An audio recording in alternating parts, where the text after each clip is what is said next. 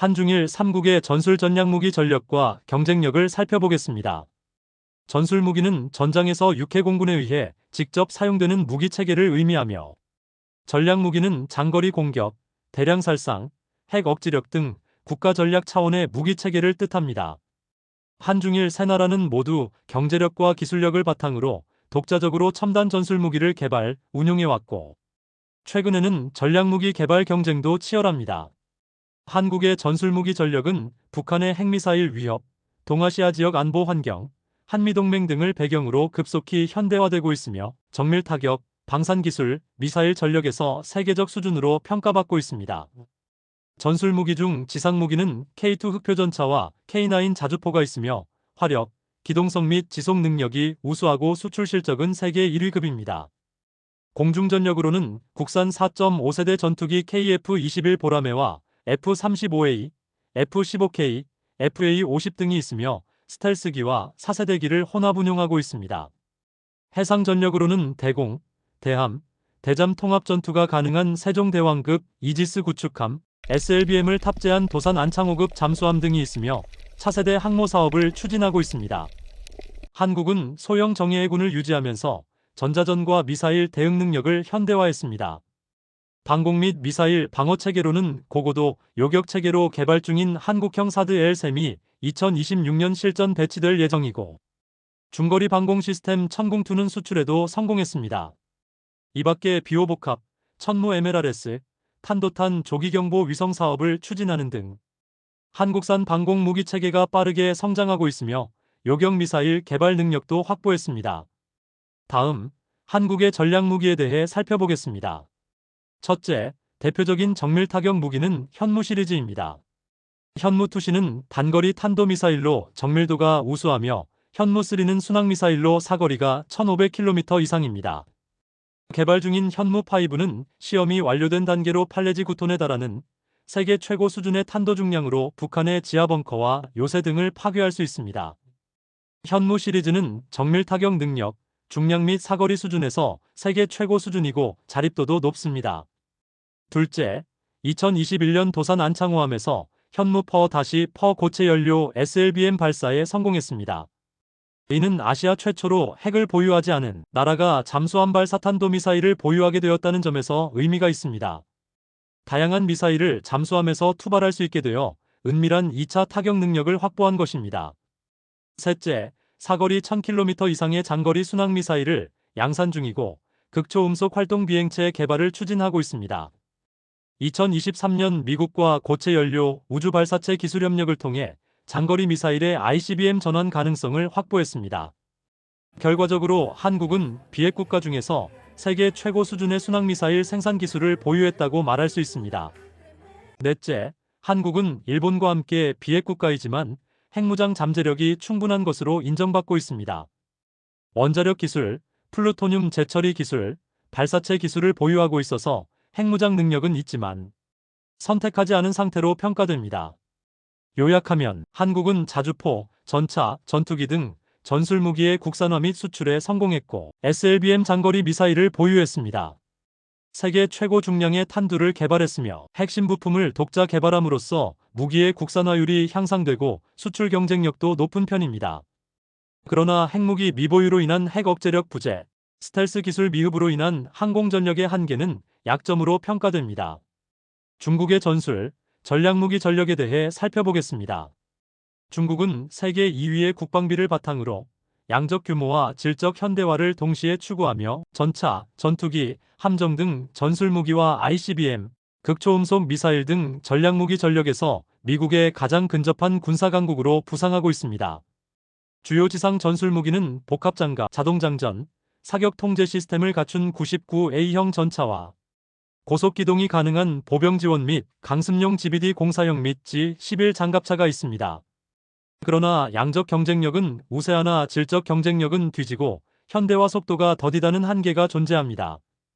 공중 전술무기는 J-20 첸룽 스텔스 전투기, 4.5세대 전투기 J-16과 J-10C 등 주력 전투기가 능동위성 배열 레이더, 장거리 공대공 미사일을 탑재하고 있으며, 공대공 및 공대함 순항 미사일을 탑재한 HUK 전략 폭격기 등이 있으나 대량 생산 중인 J-20은 미국의 F-22와 F-35 대비 스텔스 성능이 열세인 것으로 평가됩니다. 스텔스기의 양산 능력이 세계 2위급이고 UAV와 드론 생산 능력도 세계 정상급이라는 사실은 인정해야 합니다. 해상 전력으로 세 척의 항공모함 랴오닝, 산둥, 푸젠을 이용해 원양작전 능력을 확대하고 있고 13,000톤급 55형 이지스 구축함은 미사일 탑재형으로 세계 최상급이며 93, 94형 핵잠수함은 SLBM 운용이 가능합니다. 이로써 세계 2위의 해군 전력을 확보하였고 함정 건조 속도가 미국보다 빠르다는 강점이 있습니다. 정찰용 무인기 CH-4와 윙룽 드론은 중동과 아프리카에서 인기 수출 품목이고 사거리 200km의 PL-15공대공 미사일과 다연장 로켓 PCL-191은 팔레지 열발의 다탄두 발사가 가능합니다. 중국의 해상무기는 대량 생산이 가능하여 중고가 수출용 무기 시장에서 가성비가 높다는 평가를 받고 있습니다. 다음, 중국의 전략무기를 살펴보겠습니다. 중국은 북한과 함께 동아시아에서 핵무기를 보유한 국가입니다. 2024년 기준 핵탄두 500기 이상을 보유하고 있으며 그 수량이 빠르게 증가하고 있으며 지상, 잠수함 및 공중 3중 운용 체계를 확립하였습니다. 수량은 미국, 러시아보다 적지만 그 현대화 및 확장 속도가 매우 빠릅니다. 대륙간 탄도미사일 중 둥평 41은 다탄두 장착이 가능하고 사거리가 12,000에서 15,000km에 달해 미국 전역을 타격할 수 있고 둥펑 58C는 액체 연료를 쓰는 대형 ICBM입니다. 중국은 실질적으로 대미 핵 억지력을 확보한 셈입니다. 극초음속 미사일 둥펑 17은 미국, 러시아보다 먼저 실전 배치된 것으로 추정되며 사거리가 약 2,000km이고 활공체에 탑재할 수 있어 요격이 어렵습니다. 잠수함 발사 미사일 SLBM은 JL2가 사거리 7,000 내지 8,000km, 개발 중인 JL3가 사거리 1만 km급이며 진급 핵잠수함 94와 96형에서 운용되며 역시 미국 본토 타격이 가능합니다. 이 밖에 중국은 위성 요격무기 실험에 성공하였고 군사통신 및 정찰용 위성을 다수 보유하며 해커부대, 전자전 부대를 운영하는 등 통신, 정찰, 전자전을 통합한 사이버전 및 우주전 능력도 확보했습니다. 결론적으로 중국은 전술무기 분야에서 스텔스기, 항모와 드론을 기반으로 강력한 종합전력 투사 능력을 확장하고 있으며 양적 우세와 기술 국산화를 앞세운 현대화가 빠르게 진행 중입니다. 전략무기 분야에서도 미국에 필적하는 군사대국으로 도약 중이며 특히 ICBM, 극초음속 미사일, SLBM 분야에서 매우 빠르게 발전하고 있습니다. 단, 실전 경험 부족, 통합전력 슈퍼ISR 체계 미완성 등의 약점은 여전히 존재합니다. 다음은 일본의 전술 및 전략무기에 대해 살펴보겠습니다. 일본은 헌법 제9조에 의해 공격형 무기나 전쟁 가능성을 법적으로 제한하고 있지만 자위라는 명목 하에 세계 최고 수준의 방위력과 기술력을 갖춘 국가입니다. 특히 방어형 전략무기, 첨단 전술무기, 정찰 전자전 능력에서 높은 경쟁력을 갖고 있습니다. 지상 전술무기 중 십식 전차는 고속 기동성을 갖춘 네트워크 기반 전차로 자동 통제 시스템을 장착했고 중량이 가벼워 일본 지형에 최적화되었습니다. 16식 기동 전투차는 고속 이동이 가능한 포병 전력으로 선방어에 특화되었습니다. 공중 전술 전력으로는 세계 최강의 스텔스기 F-35의 미국 외 최대 운용국이며 F-16의 일본 버전인 F-2 전투기와 F-15J는 전자전 및 장거리 타격이 가능하도록 개량 중입니다. 또한 영국, 이탈리아와 함께 6세대 전투기 개발 사업 직캡을 진행 중입니다. 이로써 일본은 세계 최고의 공중 전투 능력을 확보한 국가 중 하나입니다. 해상 전술무기로는 이즈모급을 헬기호 위함에서 F-35B를 운용할 수 있는 항공모함으로 개조 중이어서 실질적인 항공모함 보유국입니다. 아키즈키급, 이타고급, 마야급 구축함은 이지스 시스템을 탑재하고 탄도탄 요격 능력을 갖추었으며 소류급과 타이케이급 잠수함은 AIP와 최신형 리튬 전지를 탑재하여 은밀성 면에서 세계 최고입니다. 일본은 대잠 미사일 방어 중심의 해군력을 보유한 것으로 평가받고 있습니다. 이 밖에 무인기와 인공지능 기반 지휘 통제 시스템을 실험 중이고 섬 방어 및 상륙 작전을 위해 수륙기동단, 즉 해병대 창설을 준비하고 있으며 또한 레일건과 극초음속 무기 연구를 선도하고 있습니다. 전략무기 분야를 살펴보면 일본은 공식적으로 핵무기를 보유하지 않지만 잠재적 핵무장 능력과 최첨단 미사일 및 정찰 능력을 확보하였습니다.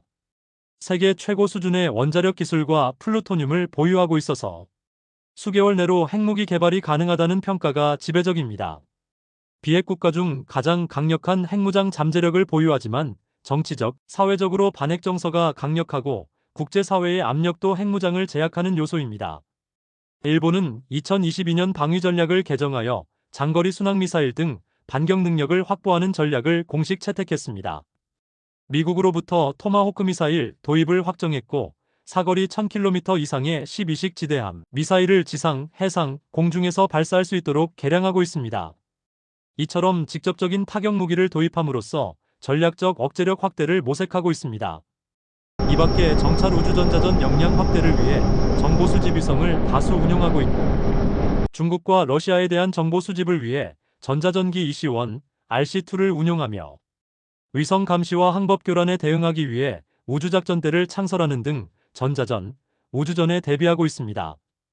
동시에 이지스 시스템의 SM-3 요격 미사일과 지상 기반 요격 미사일, 팩3를 미국과 공동으로 운영하는 등 다중적 미사일 방어 체계를 구축했습니다.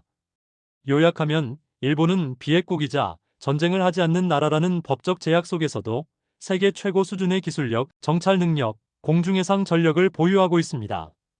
특히 F-35 스텔스기, 잠수함, 탄도탄 요격 능력, AI 기반 무기 체계에서 뛰어난 경쟁력을 갖추고 있으며 최근에는 반격 능력 확보라는 전략 전환을 통해 사거리 1000km 이상의 타격 능력까지 확보하려 하고 있습니다.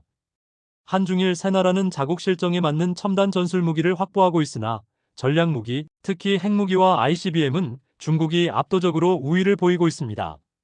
한국은 전술 무기의 정밀성과 수출 경쟁력에서 강점을 지니고 SLBM 등 전략 자산도 급속히 확대 중이지만 핵 억지력은 미국에 의존하고 있습니다.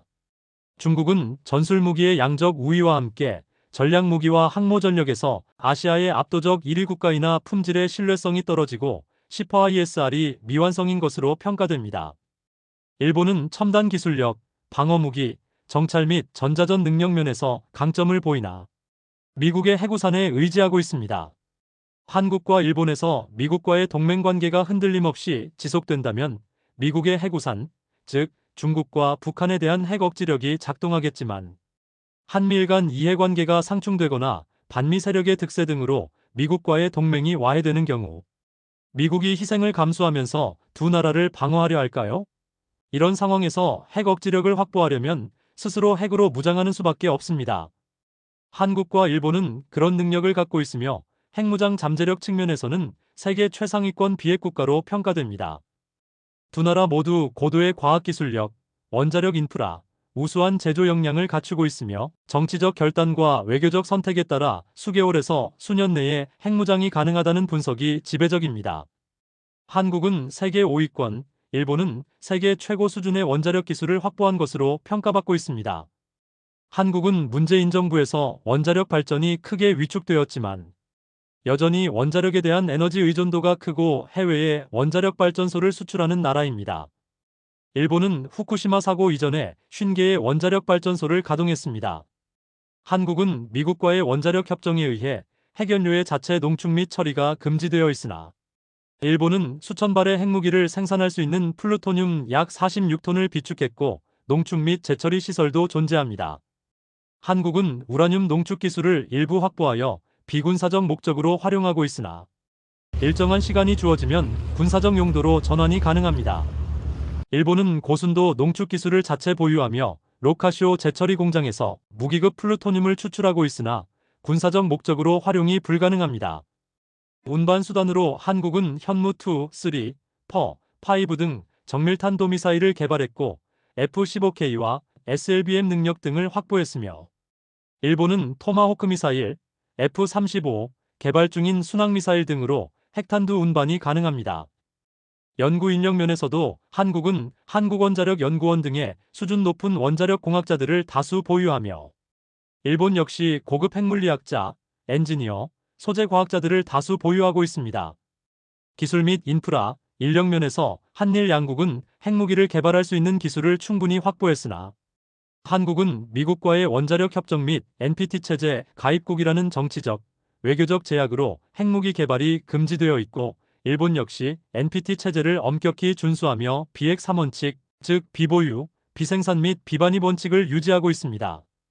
한국에서는 북핵에 대응하기 위해 핵무장론이 주기적으로 대두되고 있으나, 일본에서는 히로시마와 나가사키 피해의 영향으로 국민들의 반핵 정서가 매우 강합니다. 핵전력 면에서 한국과 일본은 중국에 비교할 수 없을 정도로 밀리지만, 한국은 미국과의 동맹 관계를 통해 해구산을 보장받고 있고, 일본은 안보를 완전히 미국에 의존하면서 미국의 해구산을 활용하고 있습니다. 그럼에도 불구하고 두 나라가 핵무장을 시도한다면 한국은 기술적으로 1에서 3년의 시간이 필요한 것으로 보이나, 세계에서 가장 빠르게 1년 내로 핵무기를 만들 수 있다는 평가도 있습니다.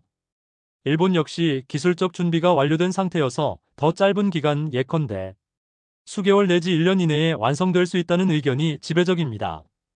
이런 시나리오가 현실화될 가능성은 두 나라가 느끼는 핵 위협의 정도, 미국의 해구산에 대한 신뢰도, 핵무장으로 인한 국제사회의 제재 강도 등에 따라 좌우될 것입니다. 마지막으로 화학, 생물학 무기에 대해 알아보겠습니다. 한국과 일본은 화학무기와 생물학무기를 보유하지 않았으나 중국군은 모두를 보유한 것으로 의심됩니다. 다만 세 나라 모두 화생방 방어부대를 운용하며 개인 방어장비도 지급하고 있습니다. 나아가 민간 화생방 방위체계와 백신 대응체계도 갖춘 것으로 평가됩니다. 특히 일본은 고도화된 재난방제 시스템과 세계 최고 수준의 방역의료체계를 갖추었습니다. 한국의 국방과학연구소 화생방 방어센터, 중국의 제오연구소와 군병원, 일본의 국립감염증연구소와 방위청 산하연구소 등이 화생방 대응 연구를 진행하고 있습니다.